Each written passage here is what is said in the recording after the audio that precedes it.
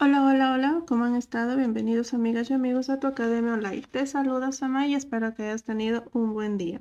No olvides de suscribirte a nuestras redes sociales en Instagram, en Facebook y en YouTube. El tema de hoy es un tema bastante interesante que me gusta mucho trabajar también, que es el cuentos de ajedrez.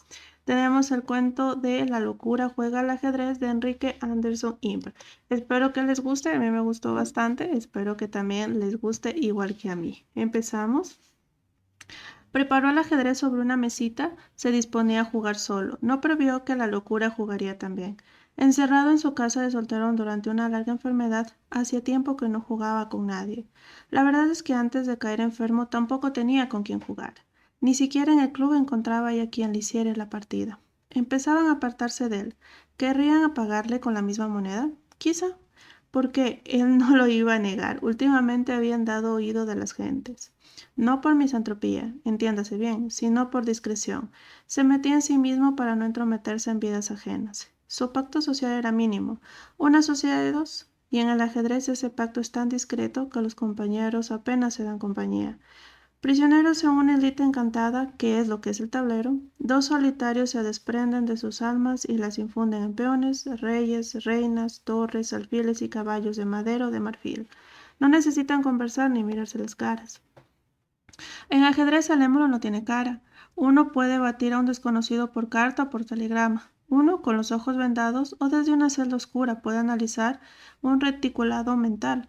Uno puede borrar a los mediocres en 50 matches simultáneos, por ser mediocres. Esas 50 manos son una sola mano, mediocre. Ahora que, convaleciente en su cuarto desierto, acababa de preparar el juego sobre la mesita. Comprobaría si jugar solo era muy diferente de jugar con otro, y al sentarse se lamentó de que la otra silla estuviese desocupada. Echó de menos al contrincante porque presintió que le sería difícil no ganar. Generalmente los jugadores sortean los colores para ver a quién le corresponde salir con las piezas blancas. Puesto que estaba sin pareja, pudo prescindir de este rito y se dio el gusto de elegirlas para todo el día. Nunca lo había admitido en el público, pero las blancas le gustaban más que las negras. Esto por una razón familiar, y era que el ejército de blancas se apellidaban como el Blanco, Cándido Blanco. Para mayor casualidad, nada de chistes, señores filólogos. ¿Acaso era chistoso el doblete del escritor español Blanc White? La ventaja inicial de abrir el juego dura poco, pero para probarse a sí mismo que su intención no era aprovecharse del rival ausente, le permitió que le diera mate en dos jugadas. Peón 4 alfil rey, peón 3 rey, peón 4 caballo rey, dama 5 torre mate. Muy bien, haciéndose el idiota le había regalado al rival la primera partida. Basta ya. A jugar en serio, volvió a arreglar las piezas en el tablero. A la novena jugada ganaron las blancas. Ganar así no tiene mérito, se dijo. Sé lo que quiero, sé lo que el otro quiere, sé que el otro sabe lo que quiero. Esto se parece al diálogo entre un ventríloco y su muñeco. La gracia estaría en que alguien manejara las negras desde atrás. Dicho y hecho, colocó las piezas en orden de batalla y salió. Peón 4 rey. Paseó la mirada por la sala como si estuviese aburrido de tanto esperar la maniobra de un compañero amoroso. Baldosas blancas lucían sobre un pavimento negro. En un santiamén fueron baldosas negras las que se destacaron sobre un pavimento blanco. Además del trastorno a la vista, hubo un trastorno de lo visto. Aquello no predicaba Jesús. Cuando tú haces limosna, no sepa tu izquierda lo que hace tu derecha. Se dio dos manos, las dos de blanco ignoraron lo que ellas mismas hacían cuando levantaron el tablero y le dieron media vuelta. Gracias a ese giro, un peón negro al caminar hacia la casilla, 4 rey se sintió respaldado por el brazo, así por la persona que lo había empujado detrás. El altruista gesto de Blanco no sirvió de nada. A pesar de su buena voluntad, volvieron a perder las negras. Ah, se dijo, ya sé lo que pasa. Una cabeza es capaz de inventar a otra cabeza, pero las asentaderas son poco imaginativas y no pueden inventar a otras asentaderas. Se han pegado a la silla y con sus sensaciones de nalga no me han dejado olvidar que yo, la única persona real en la habitación, sigo siempre en el mismo trono y favorezco a las blancas de las que yo soy dueño y señor. A ver si, mudando de silla mi nargatorio, consigo imaginarme que soy otro, y que ese otro sabe salvar a las negras. Se puso de pie, se corrió al otro lado de la mesa, se sentó allí y atacó con las negras. Después se levantó, regresó a su sitio y contraatacó para enseguida visitar a las negras, y así en ese vaivén movía ya una blanca con la mano derecha y a una negra con la mano izquierda. Para marcar aún más la diferencia al mover las negras, deparó a la izquierda un manierismo postizo. Con la pinza de los dedos atornillaba el trebejo en la casilla. Esto la derecha no lo había hecho jamás. Izquierda, derecha, capitaneaban bandos contrarios, las dos manos de blanco, aunque a pesar de todo se asemejaban, eran esos dos adversarios que van a un baile de máscaras, el uno disfrazado del otro. Blanco, uno en dos, dos en uno, se sentaba, se levantaba, iba y venía. Ni con eso había caso, ese cambio de postura física ayudaba, pero poco. La nueva sensación de las asentaderas en una silla de forma distinta y sin amor Ada no llegó a enajenar a Blanco. Péndulo, pero humano, se lanzaba de extremo a extremo recordando sus venidas y anticipándose a sus idas. Al trasladarse llevaba consigo su conocimiento de las variantes famosas en la historia mundial de cada ataque, de cada defensa. El segundo jugador no existía, era un autómata dirigido desde lejos. Nada extraño, pues, que el final fuera propicio a las blancas, y lo seguiría siendo mientras Blanco, telepáticamente, transmitiese sus propios pensamientos al segundo jugador, quien sin mostrar la mano replicaba con la pieza que le indicaba. Reflejados en un espejo loco, los avances de acá se transformaban en los avances de allá, pero unos y otros estaban regulados por la misma estrategia de Blanco. Lo que se necesitaba era que una persona, en vez de duplicarse en otra igual, se dividiera en dos personalidades distintas. La serpiente anfisbena tenía en cada punta una cabeza. Había que partirlas en un hachazo para que se convirtiesen en dos serpientes que se atacasen. El ajedrez, se dijo, es un duelo a muerte entre dos inteligencias. Lo que debo hacer es desdoblarme de manera que, cuando jueguen las negras, el lado blanco de mi conciencia, quede eclipsado. Una inteligencia no le bastaba, ahora quería dos. Con pasión jugóse el todo por el todo. Se desprendió de la única inteligencia que tenía y la arrojó al abismo, confiado en que los inconscientes, o lo subconsciente, o lo anticonsciente, o lo reconsciente, se lo devolviera multiplicado. Blanco fue loco, fue religioso, fue niño, fue salvaje, se hundió en el recuerdo de sus propias pesadillas y alucinaciones. Se fundió en la memoria ancestral de la especie y allí encontró mitos de seres desdoblados y dioses bicéfalos. Caviló con esa piqueta esquizoide que es la cruz que todos los hombres cargamos y celebró ritos conjuradores. De pie, erguido en medio de la habitación, miró a su alrededor y vio todo. El techo con la araña de luz, las paredes tapizadas de cuadros, las cortinas de las ventanas, los islotes de los muebles en un suelo con extensiones de mar, vio todo. Todo menos el cuerpo con el que estaba mirando. Era invisible para sí mismo y de ese estado de invisibilidad, al observarse la punta de la nariz, el pecho, las piernas y sobre todo las manos, que lo sobresaltaron con una tremenda sensación de otredad, se vio salir como si fuera otro. Pero ese otro todavía era él, y no, lo que él quería era algo más. ¿Qué? Adán vio salir a una compañera de su costilla, y Eva vio salir a Caín de sus entrañas. Pues bien, lo que él quería era salir de sí mismo a un compañero de juego. No pudo verlo, el jugador imaginario reclamaba sus derechos de existir, pero todavía era una masa oscura que luchaba en la mente sumergida de Blanco, y esa mente sumergida, para emerger, pugnaba a su vez contra tentáculos de pulpo que lo retenían en la profundidad de sus sueños irracionales. La gestación del otro fue laboriosa, tuvo lugar, según se verá, en los escaques blancos y negros del ajedrez, agitados en los adentros por la misma magia que rigorea el destino del hombre en el ajedrez de sus días y noches. La apertura fue como siempre, Blanco alternaba a las blancas y con las negras, y así el juego permaneció muy consciente de los dos planes, con sus posibles ramificaciones, solo que al tocar el turno a las negras, se propuso ignorar que la conciencia de las negras se sentaba en su propia cabeza. Y lo logró. Sacó esa conciencia fuera de sí y la instaló en la cabeza de un personaje fantástico, invisible, más capaz de jugar por su cuenta. Entonces Blanco se entregó con alma y vida a las blancas y premeditó una devastadora combinación para dar mate en la 20ª jugada. Se aprendió de memoria la sucesión de movidas una por una, y con alegría vio que las negras respondían exactamente a lo que él había previsto. El juego parecía mecánico, la victoria segura sería de las blancas. En eso cometió un error. En vez de la jugada 19ª que había calculado, se precipitó a la 20ª. Su caballo capturó un peón de alfil. Fue entonces cuando de la nada surgió una claridad de madrugada, una neblina luna, un humo opalescente, unos filamentos de medusa, un indeciso ectoplasma. Una plasta de otro mundo que de súbito cobró la forma de una mano. No palabras fatídicas en la pared. La mano no era una garra de águila, era un águila. Revoloteó sobre el tablero, bajó y le arrebató el caballo blanco en un vértigo y se encegueció y movió su torre. Al levantar la vista, la mano contraria ya se había completado en un brazo y el brazo en un cuerpo. Sentado al frente, el otro sonreía, gracias a Dios. El doble resultó ser un mono mímico.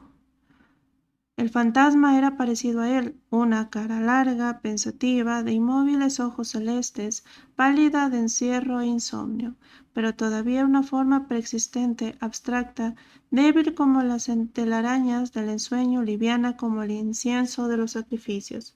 Por un instante Blanco tuvo ganas de deshacer a ese jugador, de obligarlo a cometer un error aún más estúpido que el suyo, pero se contuvo. No, los poetas épicos inventaban a un antihéroe, lo bastante digno para realzar el valor del héroe. Blanco inventaría un poderoso antiblanco, resolvió concebir a su competidor parte por parte y hacerlo real. Puesto que se había materializado en un cuerpo de características definidas, ya no pudo retocarlo. Tuvo que aceptarlo tal como se le había aparecido. A lo más cubrirle la palidez con una piel tostada al sol, oscurecerle los ojos, corregirle la astenia con unos músculos más ejercitados. Pero en cambio dotó a sus glándulas con una química diferente. Esa química nerviosa de los teólogos llaman alma. Alma química que desde dentro modeló y había que bautizarlo. Blanco lo bautizó Negro. Había antecedentes un torneo de Nürnberg en 1883. Hicieron tablas los alemanes Weiss y Schwartz. Y en otro de Londres, en 1924, White derrotó a Black. La tabla se puso en tensión, en un equilibrio de fuerzas. El conflicto entre dos espíritus opuestos era inminente. Blanco oyó tambores de guerra en el campamento enemigo. Las negras, apostadas en una selva tenebrosa, divisaban la luz del amanecer y por fin se orientaban. El arrogante paso de un peón indicó que habían encontrado el camino y se ponían en marcha, con las banderas desplegadas al viento. Blanco desde las blancas se esforzó en descifrar la total estrategia de las negras, dentro de la cual ese paso de peón había sido una simple táctica. En vez de obedecer como al principio a las instrucciones telepáticas que Blanco le mandaba, Negro se hizo respondón. No sin sorprenderse, Blanco comprobó que el otro no caía en una celada y se rehusaba a retroceder. Torbellino contra ciclón en una tempestad de relámpagos. Rodeado de peligros ocultos, Blanco empezó a fallar en su destreza y Negro se hizo cada vez más siniestro, y de pronto Blanco vio y oyó que Negro le comía la torre. Y con la voz menos fantasmal decía jaque mate. Le pedía la revancha, pero a partir de ese punto el ajedrez adquirió una extraña irregularidad. Juego es el sometimiento a ciertas reglas de una actividad que no tiene otro fin que la actividad misma. Si dos jugadores resuelven competir, las ganancias de uno corresponden a las pérdidas del otro. Cada jugador entiende con la lógica lucidez que debe hacer la mejor jugada posible sin preocuparse por el efecto aniquilante que produzca en el rival. La única moral que la teoría del juego acepta es la implícita en la neutralidad moral, pero las reglas que Blanco había obedecido en los tiempos en que jugaba con los miembros del club, ahora al jugar con Negro, se modificaron rápidamente. La revolución comenzó con una irrisoria rebeldía de Negro. Estaba arrinconado, la derrota era inminente. Había perdido los alfiles y en ese momento los caballos no parecían servir para nada. Sin embargo, tomó un caballo, lo hizo andar de soslayo de negro en negro, hasta que llegó a la reina dama y capturó. —¡Epa, amigo! —exclamó Blanco, sin poder creer en lo que veía. —Usted no hizo saltar al caballo, sino que lo movió de sesgo, como si fuera un alfil. —Ya sé —contestó en Negro—, ¿pero qué otro remedio? Si no le gano a la reina ahora mismo, 3 jugadas más y usted me jaquea. —¿Pero? —tartamudeó Blanco—, el caballo es un el caballo y el alfil es un alfil. Lo que usted ha hecho no se puede hacer. ¿Por qué no? Total, son unos pedacitos de madera. Blanco nunca pudo recordar lo que se dijeron a la discusión siguiente que siguió. Hubo argumentos, contraargumentos, conciliaciones, reformas de código. Cuando reanudaron el juego, las reglas no fueron las mismas. Los jugadores habían regido sus ídolos, ahora dos juguetones demiurgos lo regían a ellos. Los árabes llamaron al ajedrez Chintrenk y antes los persas lo llamaron Shantran. Y antes los hindúes chaturanga. Partida tras partida, blanco y negro, retornaron el camino y a retrotiempo, de siglo en siglo, de milenio en milenio, retornaron al remoto oriente. En ese viaje a los orígenes blanco y negro dejaron atrás las escuelas de hoy, los torneos de ayer, las partidas de califas y reyes medievales que solían resolver sus conflictos no siempre con la guerra, sino con el ajedrez. El ajedrez viviente de los hindúes, en que jóvenes suntuosamente vestidos ocupaban el lugar de las piezas en grandes patios cuadriculados. Hasta que el ajedrez se les hizo astronómico, después metafísico y terminaron en las cabezas de las viejas divinidades. En un universo ajedrezado se combatían Dios y el diablo, Baumaha y Akamana, Varuna y Mitra, Isis y Osiris, Ahura, Mazda y Anamanyu, Neikos y Filia, Jahwe y Satán, Orman y Anrima. El juego ahora era moral. En los tiempos en que Blanco iba al club y se encontraba con profesionales y aficionados, se había sentido un buen neoplatónico. Enfrentaba el problema moral con soluciones monistas. Dios, perfecto, ha creado un mundo perfecto. El bien es un fulgor del ser, el mal es una sombra de la nada. Padecemos dolores, miserias, injusticias, pero son una mera ilusión de nuestros sentimientos anonadados. Si contemplásemos el mundo desde dentro, todo iluminado por el amor, comprenderíamos la maravillosa jerarquía que va de lo múltiple a lo uno. Simple, lógico, verdadero, ¿no? Pero ahora que se le había aparecido negro, tuvo que enfrentar el problema moral con una solución dualista. En el fondo del universo hay dos principios que contienen, uno benéfico, otro maléfico. El hombre no puede menos que aliarse, a veces con la luz en el campo de Ormus, a veces con las tinieblas en el campo de Arimán. Lucharon furiosamente las piezas en meros pedazos de madera movidos convencionalmente, pero blanco y negro ahora estaban decidiendo la suerte de los hombres. Y el sino del universo con la energía anticonvencional de ángeles y demonios. Un peón podía retroceder o coronarse, rey. Un rey podía destruir a otro o delegar su responsabilidad en la reina. Así, a las estrategias de los hombres de Occidente y Oriente se sumaban las estrategias divinas y el vértigo de reglas se parecía caos. ¿De veras en un caos? Blanco y negro estaban de acuerdo en que ambos eran agentes de reñidas fuerzas cósmicas, pero no en las definiciones del bien y del mal. Ya no sabían quién era el bueno, quién el malo. Y la verdad es que en sus discusiones, no menos apasionadas que sus jugadas, olvidaron quién era quién, ni protagonista ni deuteragonista. Antagonistas a secas, uno de ellos, blanco, negro, se apoderaba del juego, inventaba las reglas a cada movida y movía todas las veces que se le daba la gana. El otro guardaba pacientemente una ocasión propicia hasta que de repente intervenía con una jugada que paraba, desviaba, anulaba o contrarrestaba la anterior y entonces el universo cuadricular del cosmos quedaba otra vez alterado. ¿Era agente de Dios aquel que dominaba el ajedrez con un continuo desfile de piezas? ¿Era agente del diablo este que intermitentemente imponía cambios? ¿O al revés? En todo caso, mientras ellos, al parecer indiferentes a lo que no fueran sus trabejos, se arremetían por líneas. Columnas y diagonales, en realidad su ambigua casuística compelía a los hombres del mundo entero a salir de una trampa y caer en otra sin saber, porque tampoco sus demiurgos lo sabían. Si la vida era una felicidad interrumpida por un aparente dolor o un sufrimiento interrumpido por dichas sueltas. Jaque mate, exclamó una estentórea voz, pronunciándolo con la entonación de un maquineo persa, Shahmat. El vencido se levantó con fastidio y por la ventana se asomó a la calle. Esa calle y la gente que en ese momento la transitaba formaba parte de uno de los tableros donde habían jugado.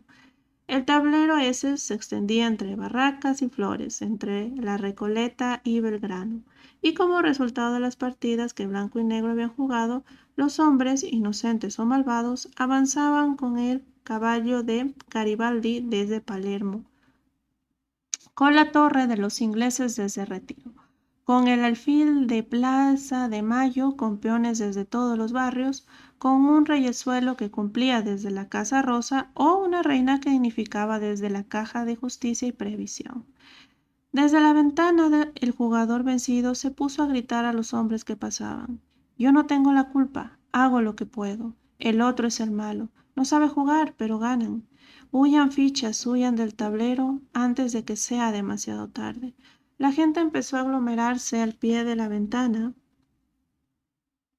Unos se reían, otros lo insultaban, otros lo miraban sin comprender. Un vigilante se aproximó. ¿Qué pasa aquí? Usted, señor, está promoviendo un desorden público. Yo no, es él, exclamó el hombre señalando hacia adentro de la habitación. El vigilante se puso en puntas de pie, miró por la ventana y no vio a nadie. ¿Quién? Blanco es el malo, yo soy el negro. Ya, espero que les haya gustado este cuento. Es bastante bonito. Traté de ponerle las imágenes más parecidas a lo que está tratando el libro. Y bueno, espero que lo hayan disfrutado tanto como yo. No se olviden seguirnos en nuestras redes sociales. Recuerda que nunca perdemos, ganamos o aprendemos. Nos vemos en el siguiente video.